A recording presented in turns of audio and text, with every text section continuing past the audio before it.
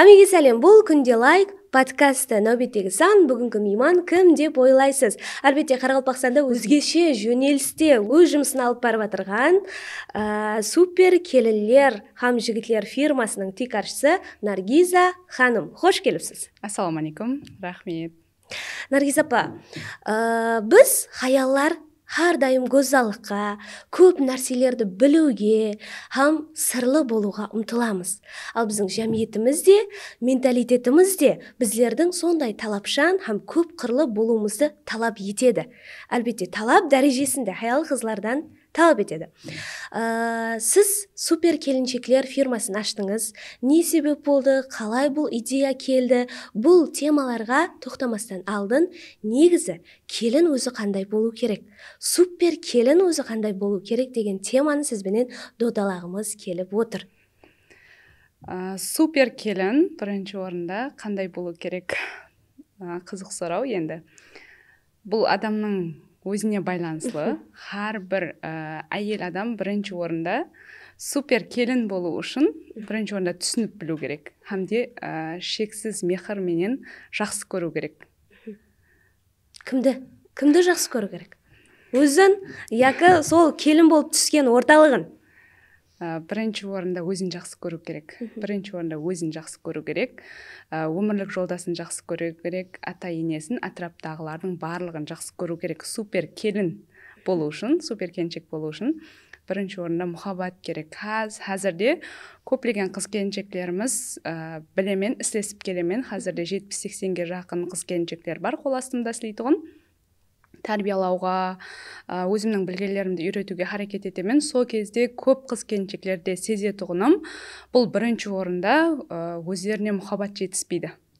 Хамде қолдан келгенше соларға өзін жақсы көру керек екенін, хамде өмірлік жолдасын, ата-енесін, барлық адамды қабылдаған кезде хақиқи супер келіншек болады, әрбір қыз-келіншек. Негізі сіздің сол жұмыс алып барып отырған фирмаңызда көбінесе ауқат пісіру және де тазалыққа көп ітібар беріледі. Негізі қазіргі заман талабында сол нәрселер талап етіледі ме келілерден? Яки? Заман талабында әлбетте талап етіледі. Бірінші орында тазалық. Келінлерде со дәрежеде талап ететұғын енелерді білемен. Енелер жаман көріп қалмасын көрсетуде. Талап етіледі. Соның ұшынам көплеген қыз-келіншектерге, таза түсіп отырған келінлерге, бөпесі бар келінлерге, екі қабат келіншектерге көмек болсын, жәрдеміміз болсын деп осы фирманы супер келінлер хам жігітлер қызмет көрсету фирмасын ашуға қарар еттім. Хамде қазірде халыққа қызмет көрсетіп келатырмыз. Себебі екі қабат болады, қонақ кеп қалады, үйлері қаттыға үлкен болады. Сол кезде тазалауға жете салмайды. Өзімнің басымнан өткен, өздеріміздің тұратын үйіміз 9 бөлмелі. Тазалап шығу үшін бір күн жетпейтұғын еді маған. Өзімнен келіп шыққан халда сол таза түсіп отырған келіншектерге көмек болсын, екі қабат келіншектерге көмек болсын деп осы фирманы ашып, қазірде халыққа қызмет көрсетіп келатырмыз. Әлбетте, қазіргі уақытта көп шаңырақлар келін қылып сол қызды алған кезде талаплар қояды. Мәселен, тігіп біледі ме, пішіп біледі ме, ауқат пісіріп біледі ме, тазалыққа қандай, қайсы оқуды бітірген. Негізі бұрыннан келатырған атасы, апасы бар шаңырақларда көп сол нәрселер талап етіледі. Ал қазіргі заман талабында сол нәрселер талап етіледі ма, яки басқа нәрселерге ітібар қаратылады ма? Дұрыс айтып отырсыз, енді қазірде өзіміз көп білеген жаңағы мейман күтулерде жүргеннен кейін, әсіресе құдалықларда 6 жылдан бері тәжірибеге иемін. Көп қарайды. Сепі қандай, қыздың қай жерді бітірген, жаңа айтып өткеніңіздей, не зат оқиды, кімнің қызы дегендегідей. Бірағында көплеген енелерге маслахат берер едім. Әрбір адамның өзіне байланыслы ол. Қыз баланың өзіне байланыслы да. Тек қана қыз балаға байланыслы емес, сол түскен орталығына, сол ененің ұстанымына да байланыслы меніңше. Әлбетте ененің ұстанымына да байланыслы, себебі бір жерге барғаннан кейін сіңісіп кетуі, ол үйге үйренісуі, қызмет етуі, хамде күйеуінен шығуына көптеген, не десем болады, енесінің рөлі үлкен. Қолап қуатлауы. Өзіңіз қандай келінсіз? Келінлік дәуіріне кіріп келу басқышы қандай болды сізде? Өзім 17 жасымда тұрмысқа шықтым. Ерте тұрмысқа шықтым. 17 жасыңызда? 17 жасымда. Қаттыға жақсы көріп, сүйіп тұрмысқа шықтым енді. Шаңараңыз тарапынан қарсылықтар болмады ма? Қарсылықтар болды. Әлбетте, өзі бір қыз, екі ұл семьямызда. Мамам қатты қарсы болды, кішкентайсаң яқ деп. Сонда да менің бір қасиетім бар, айтқанымнан қайтпайтұғын. Хамде тұрмысқа шықтым, түсінбеушіліктер көп болды ол кезде. Өмірлік жолдасыңызбенен ба? Яқ, өмірлік жолдасым. Ата-енеңізбенен? Үйдің жұмыслары ғой, көбінесе үйдің жұмыслары, қаттыға қиналатұғын едім. Ерте тұрмысқа шыққаннан кейін ауқат асып білмейтұғын едім, даже палау асып білмейтұғын едім. Қазір біз Күнде лайк подкастының ықыласпенділері хайран қалып отырған шығар. Супер келіншектер фирмасын ашып қойған Наргиза ханым ауқат асуға қиналған ба деп. Білмейтұғын едім, еш сәт іслеп білмейтұғын едім. Бірағында менде сондай қасиет бар, уже менеджерларыман біледі. Менде білмеймен деген заттың өзі жоқ та. Білмесемін білемін. Сондай өзімді харекет етемін. Сол көзім арқалы көргенімді, сол палау пісіру бұйырылған тұрмысқа шыққан күннің ертесіне есімде қалған, мамамның сол жаңағы май құйып, көш салып, кешір салып, тұз салып, одан қайнағаннан кейін күш салғаны, болмаса іслеп көрмегенмен, сәтті сол арқалы пісіргенмен бірінші палауымды өзім хайран қалғанма, мазалы шыққан. Негізінде алдын қызықпағансыз ба? Себебі әрбір ана кел балам үйрен деп асханаға қызын тартады. Ал сізде 17 жасқа жеке? Яқ, менде қызығушылық. Мен көбінесе андай еркек балаға ұқсайтын қылықларым бар еді. Ауылда өскеннен кілең жаңағыдай тауық бағу, мал сау, сондай жұмыслардың барлығы менікі еді. Бірағында ұлыма сол 17 жасыма шекем кухняға кіріп көрген адам емеспен. Тұрмысқа шыққан күннің ертесіне келін болдың, берманге палау ас деген кезде барып, үйге кіріп шыққан кезде мамамның сондай күрішті әкел, жуамыз, саламыз деген есімде тұратұғын еді. Сол арқалы бірінші палауымды асқанман, одан алдын ұлыма. Даже помидор қияр турап білмейтұғын едім. Содан кейін помидор қияр салып, тұз салып, тұрмысқа шыққаннан кейін үйреніп басылағанман барлық затты. Енеңіз үйретті? Енем үйретті. Менде айтып отырмын, білмеймен деген затты ешқашан айтпаймын мен. Қайнапаларым қыдырып келген ертесі күнге, сол палаудан кейінгі ертесі күні 3 қайнапам бар, қыдырып келген, сөйтіп маған голубцы ас деген да. Голубцы яқшы дедім, асаласаң ба деді. Ау, асаламын. Сөйтіп күртікте көш салғанды білемін ғой. Сондай қылып сорпаны қайнатып қоя бергенмен, ауқат қашан тайым болады голубцы? Қазір деген, қазір шайым бердім, обед болды, 3 болды. Ау, голубцы әкеле ғой деген. Сөйтіп голубцы енді кухняға барып ойланаман да, болгарскийдің ішіне күріштен көшті қалай салады екен айды. Бірақ айтпаймын деш. Сондай болған, ақыры, ау, голубцы пісті ма, бересең ба деп 3 қайнапам отырып шақырған кезде болгарскийдің ішіне көшті қалай саламыз деп сұрағанман да. Содан кейін, ау, сен білмесең сағат 3-ке дейін ауқат әкелмей деп неғанын, андай бір қолайсыз. Сөйтіп, біріншіден көрсетсеңіз өзім істеймін деп тазалап, сөйтіп көрсетіп, сол голубцидам сол жерде үйренгенмен, сорпасын қайнатып қойып, сондай менде білмеймен деген зат жоқ. Мен білемін, істеймін, болды болған. Менде сол программа бар. Әмде солай давам етіп кете бергенмен барлық затты. Сол ұқыпсызлығыңыз шаңырағыңызда ата-енеңізбенен, өмірлік жолдасыңызбенен бір конфликтлерді пайда қылмаған ба? Мәселен, үйге кетемен, болды, шаршадым. Көп қазіргі уақытта жас тұрмысқа шыққан, жас тұрмыс құрған шаңырақлар ажырасып кетіп жатыр. Әлбетте сол ұқыпсызлығы арқасында, бір-бірін түсініспеушілігі арқасында. Болған ондай затылар. Ерте тұрмысқа шыққаным үшін 17 жасында менде мынандай болған, даже уже арадан 10 күн, 15 күн өткеннен кейін комнатаға кіріп тоқтамай жылайтын болғанмын. Содан кейін уже білет, енеме атам, күйеуім, нау үйіне барғысы келіп жатыр, 1 сағаттан бері жылап отыр, бірақ бараман деп айтпаймын да, уже білет деп басылаймын. Содан бара ғой деген кезде тоқтаймын да, стоп жүгіріп шығып кетіп қалатын. Болған ондай сытлар көп болған. Бірағында үйге барған кезде мамам айтады, ерте тұрмысқа шықтың, болды енді сол үй не десе сол, отымен кіресең, күлімен шығасаң, жылап келмесең, саған тапсырма, болды деп мамам солай айтқан. Менде сондай қасиет бар, болды айтты ма, соның орнын айтығын. Хамде қандай жағдай болса да көзім жасын сыпырып болды деп автоматом бір сағаттан кейін деп кәдімгідей кете береді ғой. Көнесіз? Көнеміз. Бәріне көнгенмен хамизатқа. Әлбетте, осы орында ата-аналарға да айтқымыз келеді.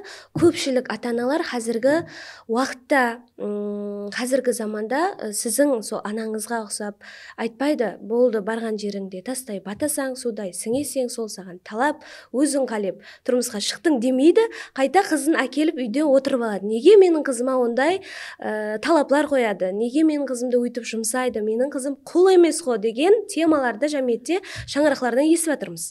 Көп болады. Ондай көп болады. Не десем болады, бұл анаға да байланысылы, қызға да байланысылы. Бір қызлар болады шығар, енді түсінбеймін, ондай затқа түсіп көрмегеннен кейін. Перзентіне дұрыс ана һәр тәрептеме мехрлі болу керек, түсіндіру керек. Бірағында аналарға айтқан болар едім, мысалы, өзің таңлап дейдің бе, өмірдің ащысына да, тұщысына да көнуің керек. Барлық тапсыру керек та, оның семьясына араласпау керек деп ойлаймын. Сол кезде ол еркін харекет етеді, хамде күшлі болады. Оны кел қызым, вай сені кім жұмсады, қой сен озатларды десе, қызы мәңгі бала болып қалады да. Ол қыз, ол келіншек ешқашан жетіскенlikке ер салмайды. Өзінің, мысалы, қазіргі орталықта өзінің менін рауажландыра алмайды. Өзінің, не десем болады, мәңгі сол келін рөлінде қалып кетеді ол. Мәңгі сол келін жылайды, қашан жамалап барады, проблемасы үйін тазаламағаны, проблемасы атасы, проблемасы енесі болады. Ол сол рөлде өмір бойы қалып кетеді. Қазір білемен 70-80 қызымның арасында келінлік рөлін еле атқарып кетірғалар бар. Болды, қоя ғой деймін, ол шық мына заттан. Яқ, еле шықпаған, еле сол рөлде енді ата-анасы қалып баслығына айтып келетіғын. Сол менімше аналардың қатесі деп ойлаймын. Дұрыс қоллап қуатылан қызларыңызды, бірағында қызларыңыз тұрмысқа шықты ма, енді рауажлану керек. Енді жәмиетте өзінің орны бар. Өзінің семьясының проблемасын өзі шешу керек. Өзінің айтатығын өзі айту керек. Сіз оның алдына түсіп айтуға, менімше аналарды сол жерде қателеседі деп ойлаймын. Әлбетте. Ерте тұрмыс құрдым деп жатырсыз ғой, жапа. Қазіргі заманда негізі ерте тұрмыс құру қалып бара тұрыпты көп жағдайларда. Себебі қызлардың өзінің стандартлары бар, өзінің талаплары бар, шартлері бар, идеалындағы инсанды күтіп отырған қызлар қанша. Ал ерте тұрмыс құрып атырған қызларда аз емес. Сол қызларға не айтқан болар едіңіз? Өзіңіздің, мәселен, өмірдегі тәжірибеңіз, қиыншылықтарыңыздан келіп шығып. Ерте тұрмыс. Себебі сіздей болып, барына көніп, мен білмеймен емес, білемен деп харекет ететін қызлар аз. Таслап қоятын, таслап кететұғын, ажырасып кететұғын қызлар көп. Ерте тұрмысқа шыққан қызларға, не десем болады? Білмедім енді қазірде, өзімнің өмірімді психология көп өзгерткен. Психологқа барың деп айтқан болар едім. Расы. Сіз не үшін психологқа бардыңыз?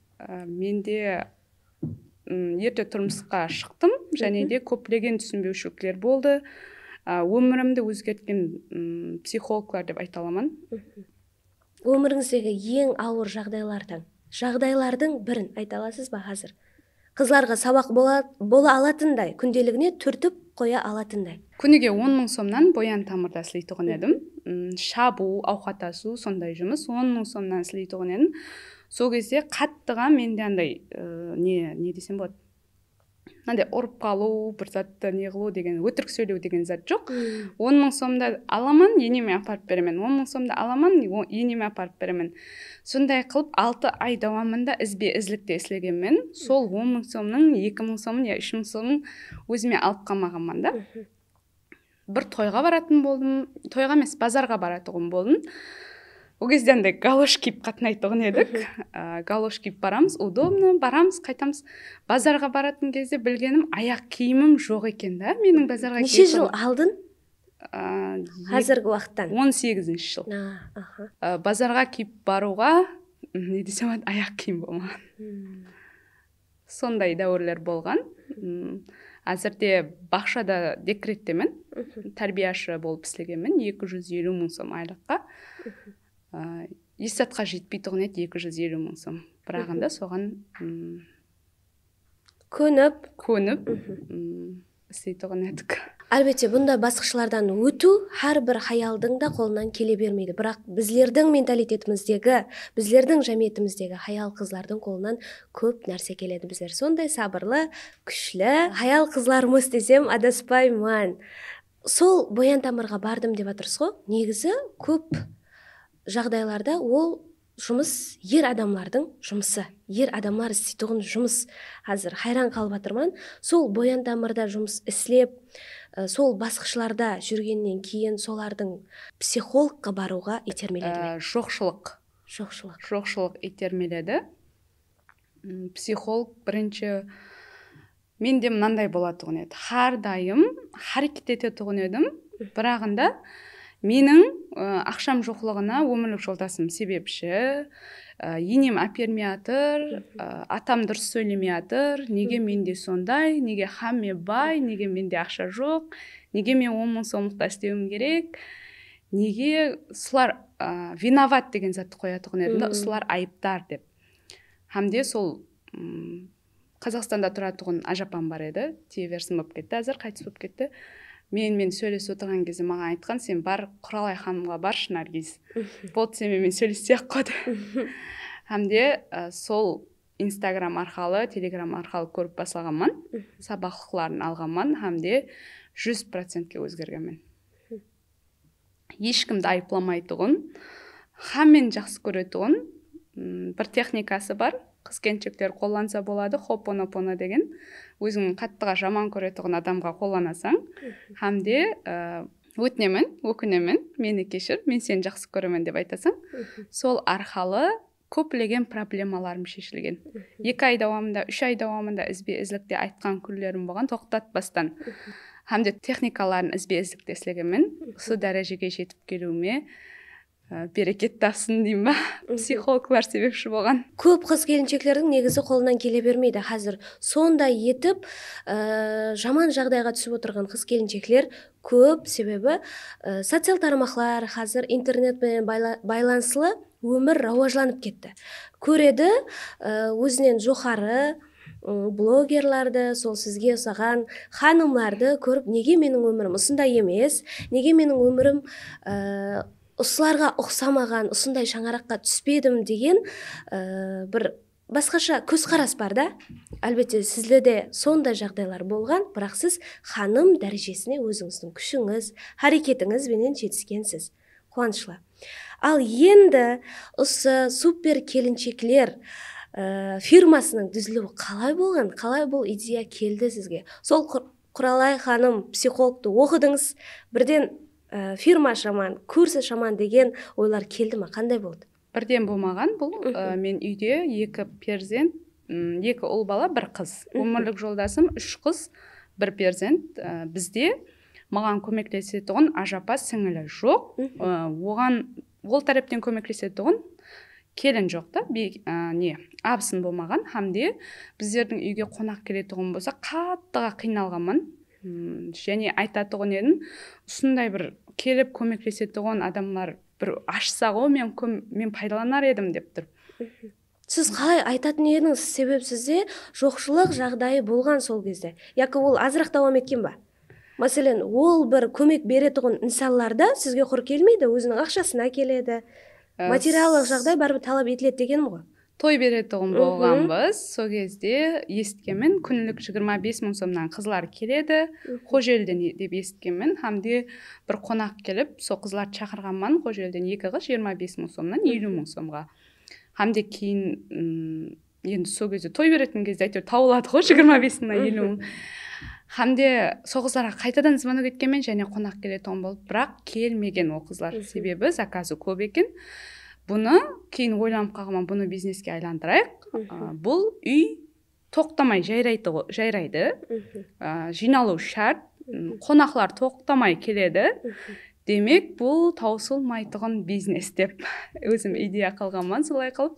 Хамде үй тазалайды, қонақ күтеді, кір жуады, банкі басады, көрпеше тігеді деп тұрып ойланып, бір қоңыс апайға айтқанмын, қызмет көрсету. Ау, сол кезде айтқам, апа, тоқта, ол онда хамезі тісілесе супергенчік болды ол деп, не? Тоқта, әне супергенчік деп. Идеясы Гүлсара апа деген қоңыс апамнан шыққан, сол апаның идеясы негізінде. Елеге шекеме рахмет айтамын. Сол арқалы Хамде үйдің қасында бір бос отырған 2 келіншек болған. Соларға айтқанмын, кел біздер сөйтіп жұмыс істейік, сен кел, анау келсін. Манзура, Гүлназ деген келіншектер бар еді. Сол келіншектерді жинап, кәдімгідей қоңсылармен көп сөйлесетін ол кезде, қазір көрмейміз енді. Қазір уақыт жоқ. Шақырып алып, кел, істейсең ба деп. Сол 2 келіншекті қасыма ертіп алып, шыққанман бірінші жұмысымызды сол февраль айының 20-ларында алғанбыз бірінші заказымызды. Неше жылдар? 2019, ал жаспасам 2019. Тек қана қалтамда 40 мың сом ақша бар. 40 мың сомға барып, 200 сомнан ба 100 сомнан визиткі шығарттырып алғанмын. 2 келіншекті қасыма шақырып, Нөкістің базары, Хожелінің базары, Тақаташтың базарына визиткі тарқатып шыққанбыз бір магазиншілерге. Ол кездер Инстаграм жоқ, аккаунт жоқ. Инстаграм жоқ, Телеграм жоқ. Хамде сол арқалы тарқатып шығып, бір орайлық базарда Оралбаяға деген не бар, косметика сататығын танитын шығар енді. Сол ағадан сұрағанмын, сіз бизнесменсіз ғой, сіз сондай косметика сатасыз, мен сондай фирма ашайын деп жатырмын, не қылсам болады дегенде, маған Телеграм аш деген бірінші. Хамде сол адамлардың уже айтуы бойынша, түрткісі бойынша Телеграм, одан кейін Инстаграм ашып, қазірде 70-80 қызымыз бар қол астымызда. Сол арқалы. Соны сұрағым келіп отыр еді, баста айтыңыз 70-80 келін қызларым бар. Сол қызлар өзіңізде жұмыс істейтін қызлар ма, яки қандай да бір курсыңыз бар ма? Оқып отырған? Ол қызлар қазірде супер келінлер һәм жігіттер қызмет көрсету фирмамызда істеп отырған қызлар. Айлыққа істейді ма, яки күнлік? Айлыққа да істейтұғылары бар, күнлікке да істейтұғылары бар. Себебі айлыққа һәммесін айлыққа деп кіргізейік десек, мысалы біреулер қаттыға төмен тұрады, күнделіклі жейтұғын ауқатына ақша керек, балаларының проездіне ақша керек, соның үшін күнделіклі алатығын қызларым бар. Әлбетте. Мәселен, сол қыз келіншектерді жинайсыз ғой, фирмаңызға, жәмлейсіз. 5 бармақ бірдей емес негізі.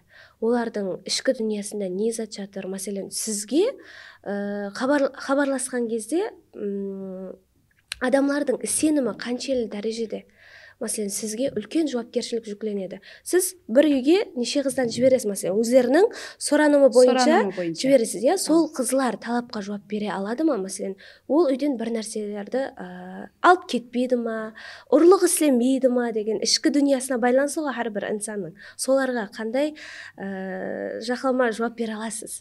Әлбетте, бірінші орында өздеріміздің офисіміз бар, жеке сұрау жауап өткіземіз оларменен біргелікте. Адамларды уже қазір бір қарап алғанның өзінде білеміз.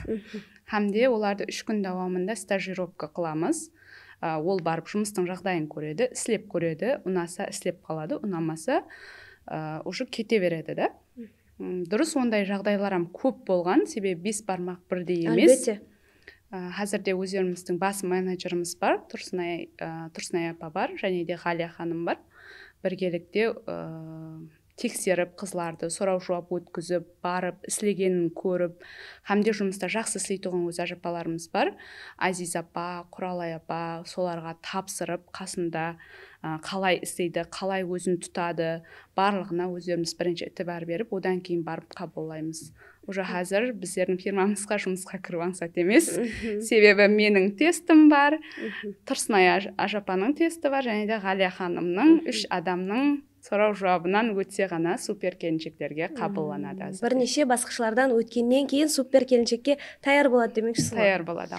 Әлбетте, қандай жақсы. Жаңа айтып отырсыз ғой, сондай жағдайлар болған деп. Сол пәнт берген қызлар болған ба сіздің атыңызға? Мәселен, Наргиза ханым қызлары сондай екен деп жаман гәп ерген уақытлар болған ба? Әлбетте болған.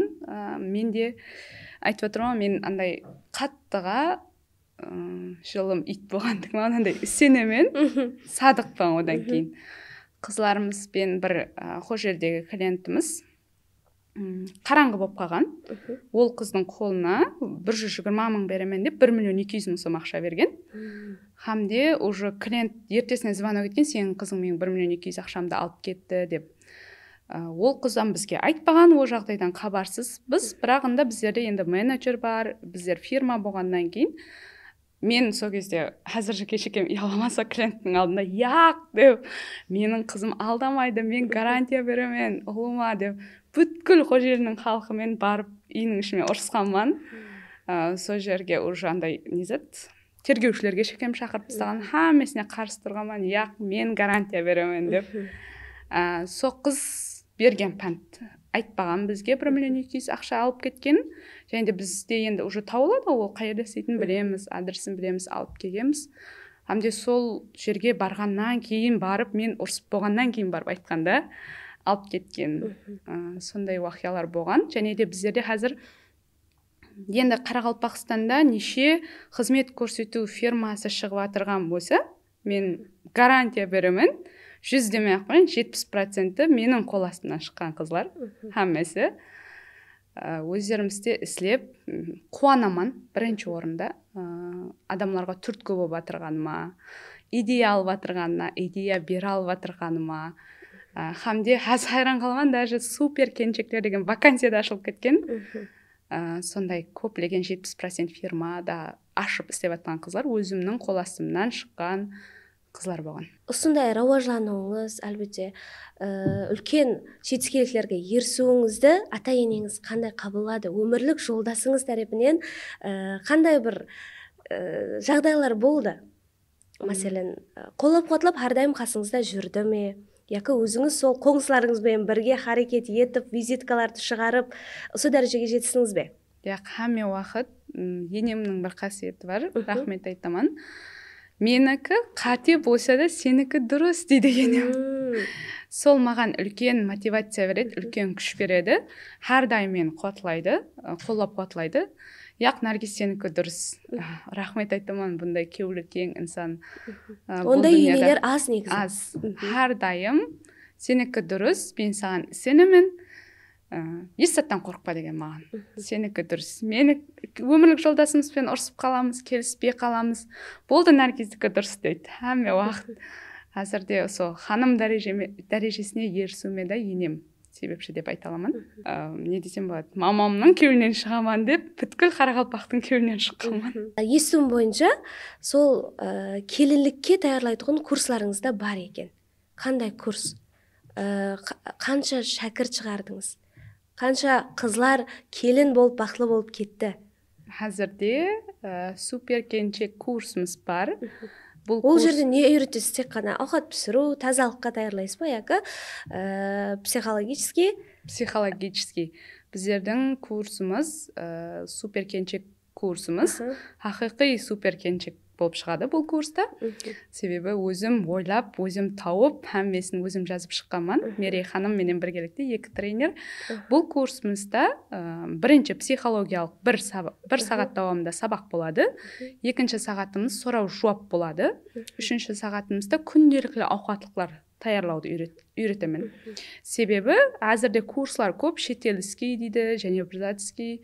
Наргиза ханым болып, айлық дараматым пәлен миллион болса да, мен күнде шетелский ауқат жемеймін. Расы жүгіргіртік, палау, пельмен, арасында макарон.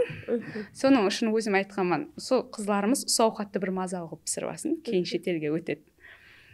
Шетелский ауқат пісіру үшін біріншіден продукты болмай қалуы мүмкін, екіншіден уақыты болмай қалуы мүмкін. Соның үшін сол күнделікті 6 түрдегі ауқат қойғанмын. Палау, күртік, сорпа, голубцы, нарым, сол ауқатларды. Және де 2 түрлі, күнделікті 2 түрлі хит түрдегі салатыларды таярлауды үйретеміз. бұл салатларды таярлауды үйрену арқылы қызларымыз үйде отырған халда да дарамат табуға болады. Мысалы, бір түрдегі салатты 40 мың сомнан таярлап берсе, 3 түрдегі салатты таярлап берсе, 120 мың сом. Күнделікті үйде отырған халда, өмірлік жолдасының көзінің алдында отырған халда дарамат табу имканиятына ие. Соның ұшынан бұл курсты істеп шыққанбыз. Хамде қазірде 60-қа жақын қызымыз оқып шыққан, тұрмысқа шыққан уже қызларымыз рахмет айтады, қаттыға қуанады. Және де бір зат айтқым келеді, онлайнға қарағанда офлайн бәрібір басқаша. Әлбетте. Себебі офлайнда таярлағанын көреді, жеп көреді, жеген заты ұнаса, оның есінде қалады. Соның ұшынан мен осы курсымызды онлайн қызларға үйретейінші, көрсін, ертең қиналмасын, har тареплеме тайын болып барсын деп осы курсты істеп шыққанбыз. Супер келіншектер үшін супер курс дейсіз ғой. Олай болса, Ажапа, сол жерде бір нәрсе сұрап қалайын, егер келсеңіз, келісіп кетеді. Күнде лайк подкастымыздың ажайып ықыласменділері бар. Бізді асығыслықпенен ендігі санында кім шығады екен деп күтіп отыратұғын. Ане сол ықыласменділер арасынан ең актив, ең белсенді екі қызды таңласам, жаңа жыл қарсаңына сол именно екі қызды супер келінге бипыл таярлап бере аласыз ба? Әлбетте, бипыл таярлап береміз. Онда келістік қой. Курсымыздың қазірде уже бағасы 500 мың сомға көтерілді. Әлбетте, егерде сіз таңласаңыз, біз үйретуден не қылмаймыз, өздеріміздің білетұғын затымыз. Әлбетте, оларға көмек беру арқылы, ұстазлық ету арқылы, не десем болады, бұданам ілхам аламан. Қаттыға өзіңнің білген затыңды үйретудің өз алдына нәшесі бар. Социал тармақтағы историяңызды бақылап отырған кезімде көп жұмысларды, көп түскен заказларды өзіңіздің қолыңызбенен істеп жатырсыз да? Соларды историяға қойып жатырсыз. Неге сіздің 70-80 супер келіншектеріңіз бар ғой, неге соларды жұмсамайсыз баслық ретінде? Не үшін жұмсамаймын? Себебі қазірде 70-80 қыз бар, магазиндер бар, супер жігітлер бар, бірағында мен айтаман қазір, Наргиз, ұмытпа терапкіңді. Қазір айтаман, өздігіңнен кетіп қама. Дұрыс, ақша түсіп тұрды, Аллаға шүкір, бір емес екі менеджерлар бар, офис бар, магазиндер бар. Бірағында сондай қылып адамлардың үйіне бараман, қазірам, хаптесіне 1-2 бараман. Сол кезде кілем жуаман, тазалайман, унитазын тазалайман, ваннысын тазалайман. Сол кезде айтаман, сенің 70-80 қызың мынандай қылып ақша тауып жатыр. Біл сен солардың қадірін. Сен солардың арқасында өстің, өндің, рауажландың. Сондай қылып өзімді андай қылып мотивация береді маған, қаттыға. Наргиз, ұмытпа деп. Соның ұшынан бараман, соның ұшынан істеймен. Және де біреудің, мысалы, үйін тазаласам, люстрасын жусам, я болмаса, кілемін жусам, хаз етемін. Өзім содан негедір энергия аламан. Таңғы 5-ге дейін, 6-ға дейін люстра жуып қалатығын, кілем жуып қалатын уақытларымыз болған. Ұйқым келмейді, іслеген сайын іслегім келеді. Жұмысыңызды жақсы көресіз? Жұмысымды жақсы көремін, және де жаңағы затты өзіме біреулер болады, өзін баса алмай кеткен адамларды көремін. Хамде айтаман, Наргиз, ондай болма, қайерден шыққанды ұмытпа.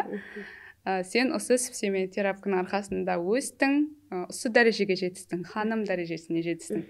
Хамде сен қол астында істеп атырған 70-80 қызыңның қайтып минет істеп атырған көр, біл, сен солардың орнында ісле. Соның ұшынан өзігіңді ұмытпа деп. Өзім барып, іслеуге харекет етемін. Хамде іслеймен қазірге шекем, уже хаптеге 1 күн я 2 күнді, Наргиз, бүгін сенің жұмыс істейтін күнің. Солай етемін өзім. Сол күнді өзіңізге ажыратып қоясыз. Сол күнге түскен заказларды? Сол күні өзім жұмысшы боламан, баслық рөлінен түсемін, хамде өзім барып істеп қайтаман. Және де уже істеп шаршап келемін, хамде har бір қызымды жақсы көріп кетемін сол кезде. Рахмет сіздерге, мынандай қылып минет істеп атырсыз. Рахмет, берекет табың. Расы, егер де болады бір кездер 2 хапте давамында, 2 хапте давамында офистан шықпай, іссіз жерде кофемді ішіп, ақша санап отыратын уақытларым болады. Сол кезде уже білемін, андай қылып, бұны не шала істегенсіз, бұны не шала істегенсіз, неге жұмысқа шықпай жатыр, неге бүгін демалу керек деген затларды айтып қоятын уақытларым болады да өзімнің. Әлбетте, енді барбір басылық адам талап етіп білу керек, себебі сізге қаратылған үлкен жауапкершілік бар халық тарапынан. Сол кезде тоқта деймін, бар, сен істеп бір күн, бірінші істеп қайт бар.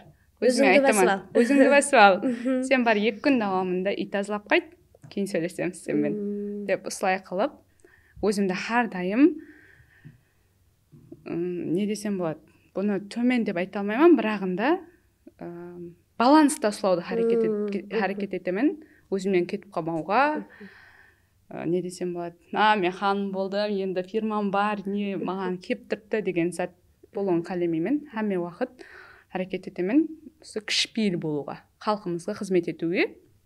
Әмде әрбір келіп атырған клиентіміз арқалы осы дәрежеге ерісіп атырғаныма, менің магазиніме келіп біреу бір сабын алама, дұрыс, соның үстіне 500 сом қойып сатамыз. Бұл біздің минет хақымыз. Әлбетте. Бірағында сол 500 сом арқалы біз қазірде рауажланып атырмыз, өсіп атырмыз. Әлбетте, мен де сіздің Наргиза ханым атындағы магазинге барған кезімде продукцияларыңыздың сыртында Наргиза ханым деген атыңызды көрдім. Әлбетте, ол әрбір инсан үшін, мен білмеймін кімге қандай дәрежеде тәсір етеді, мен басқаша болып кеттім да. Әлбетте, кішкене нәрсе болуы мүмкін, бірақ соған жетісудің өзі бір үлкен қиыншылықты талап етеді. Сол бір қиыншылықтармен бөліссеңіз. Мәселен, бағана айтып отырсыз ғой, косметика сататұғын бір ағамен ойласым. Тек қана сол ағамен ойласып ашылған нәрсе емес қой, ол үлкен фирма болуы. Қазірде сіз айтып отырғандай Наргиза ханым бренді, өздеріміздің сол Наргиза ханым бренд қылып шығарып жатырмыз. Сол астында антижир, казан, айна средстволарды, және де ағартырушы средстволарды, канализация тазалаушы средстволарды, иіс кетіруші, дақ кетіруші средстволарды шығарып жатырмыз. Қаттыға жақсы көремін тазалықты, және де не десем болады, бір идея берген Азиз деген инсан, рахметімді айтамын. Көплеген жаңағы өзінің аямай, өзінің ұсыныстарын беріп, Наргиз, кел сен осындай қылайық, осындай қылып істеп шығайық деп. Және де сапалы һәмде арзан бағада қазірде өзіміздің Наргиза ханым бренд астында антижир, казан средстволарымызды істеп шығарып жатырмыз. Һәмде халқымызға қаттыға ұнап жатыр, қуанамын. Қандай жақсы. Сол күнделік бетлеріңізде қазір мен сұрамаған, яки сіздің айтқыңыз келген нәрселер бар ма? Қызларменен, жас қызлармен, болашақ келілер, аналармен бөліскіңіз келген. Енді сіз 4 перзенттің анасысыз. Болған. Өмірлік жолдасым көп ішетін болған. Көп қаңғыра беретін болған. Сол кезде тоқтамай жазғанман, 2 дәптерлеп, 3 дәптерлеп толтырғанман. Өмірлік жолдасым тек мені жақсы көреді, мені сыйлайды, мені құрмет етеді, менің барлық жағдайымды жасап қойыпты, перзенттерін қатты жақсы көреді. Тоқтамай жазғанман, осы сөздерді қайталап. Қазірде тап сондай жазғанымдай. Соның үшін айтқан болар едім. Әрбір қызға қандай өмірлік жолдас қалайсыз, қандай болуын қалайсыз, идеалыңыздағы өмірлік жолдасыңызды жазың. Болмаса, тұрмыс құрған өзіңіздің қазірде бірге жасап жатырған өмірлік жолдасыңыз қандай болуын қалайсыз, жазуын қалар едім. Әрбір қыздың сол үлкен өзгеріс алып келеді. Және де айтқым келген затлардан Наргиза ханым бірден Наргиза ханым болып қалмаған. Мен тұрмысқа шыққанда біздердің үйімізде даже шипр жоқ еді. Сондай залымыздан андай қылып суағар құйылатұғын еді. Жаңа залдың ортасынан шелеклеп, жауынды тасып, сыртқа тасып үлгере алмаған уақытларымыз болған. Сол дәрежеде. Һәмде біздердің өзіміздің кама белсетіміз болатын еді. Мен арқасында тікеп тұрамын, өмірлік жолдасым айдайтұғын еді. Сондай бірден болып қалмаған. Ес-сәт бірден болып қалмаған. Сол айтып отырсыз ғой, жаңа шипр болмаған, залға сондай етіп жауын өтіп тұратын еді деп. Сол кездерде сізде қандай да бір күйеуіңізде бір не болмаған ба? Не үшін мен осындай шаңыраққа келдім? Мәселен, мен жақсы көрдім, болды, осыған көнуім керек деген нәрсе әрдайымда бола бермейді ғой. Не үшін осындай шаңырақ менің маңнайыма жазылды деген нәрсе болған ба қазір? Себебі көп қыз келіншектердің ойында сондай ойларменен бұзылып кетіп отырған шаңырақлар көп демекшімін. болған, әлбетте, не үшін менде бұндай болып жатыр. Сол кездерде өзіңізді қайтып ауытатығын едіңіз, басқа жақсы тарепке өзгертетігін едіңіз, пікірлеріңізді. Не үшін хәме бай, не үшін менде жоқ дегендегідей. Болған, әлбетте, ол кезде. Және де маған ең көп күш берген сол зат болған. Психологымның арқасында сол дәрежеге еріскенмен маған айтқан, сен деген 24 сағат уақытыңды не затқа ажыратып жатырсың.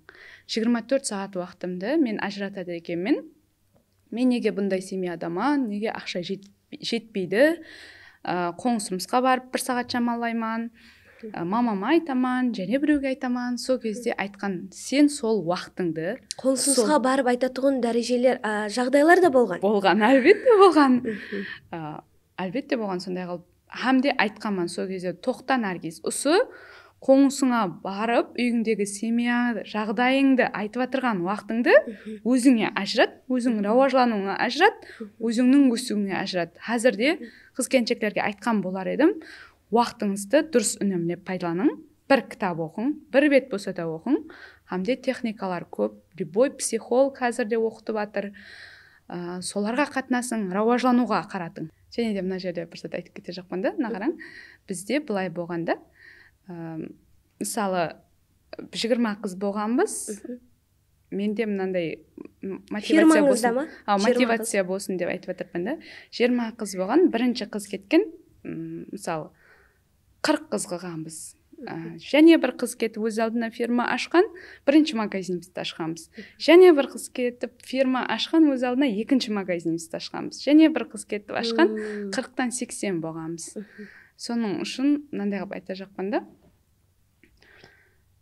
Сіздің өміріңізде бір зат болды ма, мысалы, біреулер деп пісіп, жауып тастайды ғой, қайтпаң ізге до конца басыңды. Дұрыс. Супер келіншектерді тәрбиелаушы супер келінмен деп жатырсыз ғой. Азалы кеш жұмыста жүремін деп жатырсыз. Супер келін дегеннің өзі негізі сол өзіңіз білгендей тазалыққа, ауқат істеуге және қосымша балаға ата-анасысыз. Балаға қарайтұғын, ата-ененің де күйеуін алатұғын супер келінлерді супер келін дейміз. Ал сізде қандай? Мәселен, азалы кеш жұмыста боламын деп жатырсыз. Толығымен супер келінмен деп айта аласыз ба? Толығымен деп айта алмаймын. Қазірде көп уақытым расымен жұмысқа бақшылап кетілген. Өмірлік жолдасымызбен бірге шығамыз, бірге келеміз, харекет етемін қолымнан келгенше. Үйге барғаннан кейін ата-енеме қызмет етуге, бірағында расын айту керек, қазір уже кеш болып кетеді, бараман жеке магазиндерді жауып, отчет істеуіміз керек. Супер келіншек шығармыз, бірағында енді бәрібірам қиын, бәрібірам бір кездері жете салмай қаламын. Бір кездері ойланып қаламын, не істеп жатпан, атам мен енем не қызмет істей алып жатырпын ба? Кеш келулеріңізді туры түсінеді ме олар? Олар туры түсінеді, қабылдайды, мені қолап қуатлайды, бірағында өзіме айтамын, Наргиз, ертең өкініп қалмайсаң ба, енеңе қызмет ете алмай жатырсаң, қазір болып жатыр. Дұрыс, қыз жіберемін, тазалатамын бір кездері, бірағында бәрібір ененің қасында отырып, шайын құйып беріп, сөйлесіп, шай ішкеннің өзіне жарасықлы бір мазасы барды. Әлбетте. Көптеген қыз-келіншектер хауес етеді, білемен, Наргиза ханым деп уже жолда көріп қалса да, басқаша немен қарайды. Қуанаман, бірағында уақытымды дұрыс басқаруға харекет етіп жатырпын.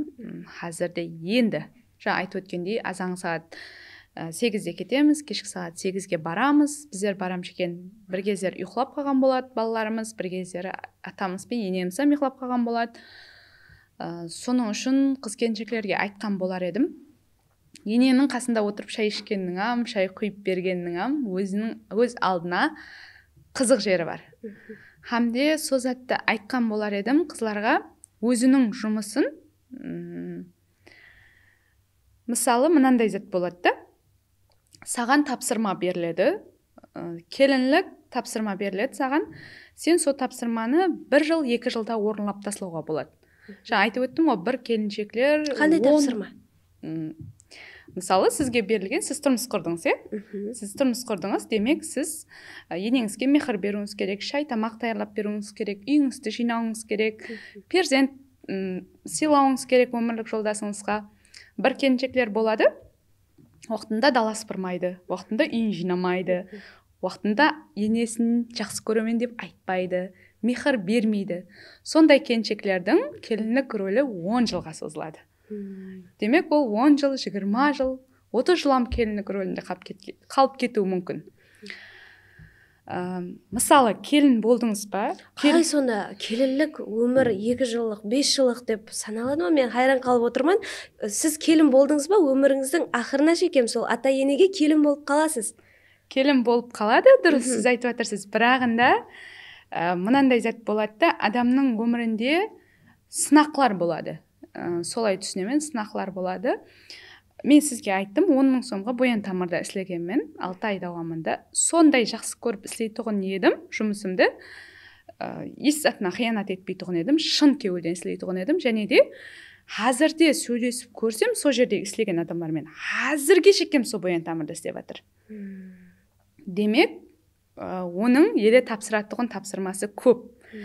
Бір затты істедіңіз ба, мысалы сіз келін болдыңыз ба, келін болған кезде шын кеуілден істеңізші, адуши істең, келінлерде жақпанда. Тұру керек па? Тұр, сыпыр. Күніге 3 мәрте иіл. Қазір 12 жыл болды ма, 13 жыл болды, еле иіліп көрсе мен сәлем береме ата енеме. Елеге шекем, бір күн қалмаған. Және де айтың енеңізге, мен сіз жақсы көремін. Берің, тамақларыңызды мазалы қылып берің. Иілің, келінліктің өзінің мазасы бар. Жұмысқа келеді көплеген қыз келіншектер, сонан пример қылып айтып кетейін. Мысалы, мен жұмысты басылған кезде, жұмыста істедім, өзім супер келіншек, ешкім болмады, мен ешкімге басылған емеспін, өзім істеймін. Сондай күнлер болған, айна тазалауға барғанбыз, 8 айна деп шақырған, ораза айы, барсам 17 айна болған жаңа үйде. 17 айнаны сондай сыпырып жуып шыққанмын, ораза айында барып қиын ғой. Үндемей сыпырып жуып тазалап кеткенмен, бір қызлар болады, осы супер келіншектердің арасында да. Үйге жібересең, үйді тазалайды, бір жерін шала қылып кетеді. Я газды жумай кетеді, я холодильникті тазаламай кетеді. Сен өз жұмысыңды артығымен істеген кезде сен ол басқыштан өтесең. Мысалы, келіннен бизнес леди рөліне, бизнес ледиден жұмысшы рөлінен ханым рөлінен уже көтерілесең. Мысалы, супер келіншек болу маған сондай тапсырма берілген, мен айтатұғын едім, мынау менің тазалап атырған ақырғы үйім. Мына үйді тазалайын, мына клиенттің кеуінен шығайын, мен басылық боламын. Бұл менің тапсырмам, мен үшін берілген тапсырма. Мен сондай қалып тазалайын сол жерді. Болды, бұл менің ақырғы тестім деп істейтұғын едім. Соның үшін шын кеуілден істелендеймін, не зат істесеңізсам, сондай қылып бір Алла Тағала көріп тұрды ғой, ол хазайын үйдің иесі көрмегенмен. Сондай қылып істеген кезде, мысалы, супер келіншек болып жүріп, мен тапсырмам орындадым, мен басылық рөліне келдім қазір. Қазір қалесем істеймін, қалесем кресломда отырамын. Сондай қылып істең деймін да қыздарға. Қызлар, супер келіншек фирмасы атынан сөйлеп атырған жоқ, қазір Ажапа өзінің келінлік өмірінен сөйлеп беріп атырды. Ажапа, менде бір сұрау бар. Енді сіз айттыңыз ғой жаңа, келінлік өмірлерді жылларға бөлдіңіз. 2 жыллық, 5 жыллық, 10 жыллық деп, өзіңіз неше жыл келін болдыңыз сонда? Дұрыс, өміріңіздің ақырына шекем келін болып қаласыз, бірақ өзіңіздің есабыңыз бойынша неше жыл келін болдыңыз? 7 жыл давамында істегенмін. 7 жыл давамында келінлік рөлімді атқарғанмын.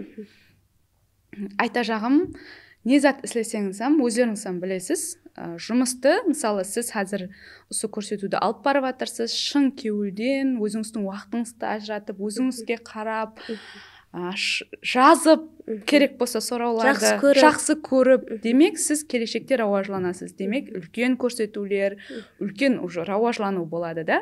Сондай өзіңнің жұмысыңды жақсы көріп істеген кезіңізде рауажлану болады. 2-ші этажға көтерілесіз, 2-ші этаждан 3-ші этажға.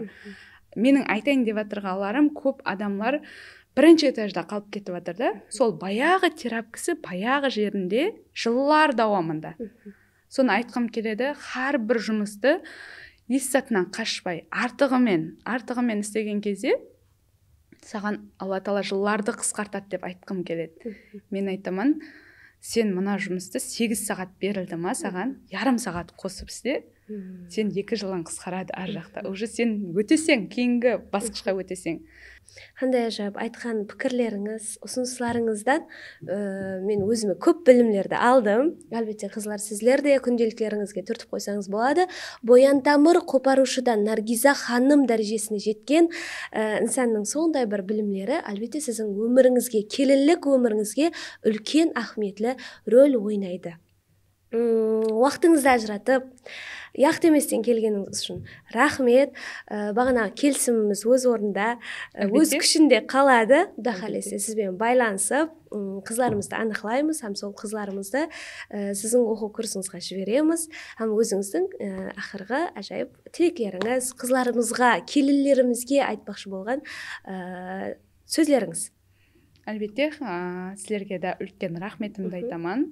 Har bir қыз-келіншекке осы көрсетуде айтылып отырған har бір сөзімді жазып алуды маслихат беремін. Өздеріңіздің өміріңізде сынап көріп, өздеріңізге түрткі болып, hamde бұндай көрсету шығарғаныңызға рахмет.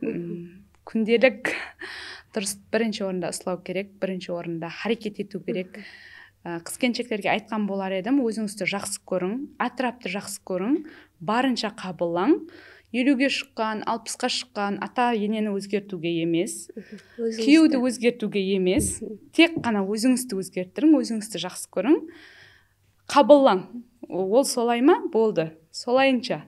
Сіз 60-қа 70-ке келген адамды өзгерте алмайсыз. Демек сізде бір имканият бар. Тек қабылдау, жақсы көру, рауажлану, білім алу. Сол арқалы рауажлануды маслихат беремін. Әлбетте. Рахмет сізге де. Ықыласпентлеріміз сіздерге де тамашалағаныңыз үшін, диққатларыңыз үшін рахмет дейміз. Күнде лайк подкастымызға ағза болың, һәм күнде лайк басың.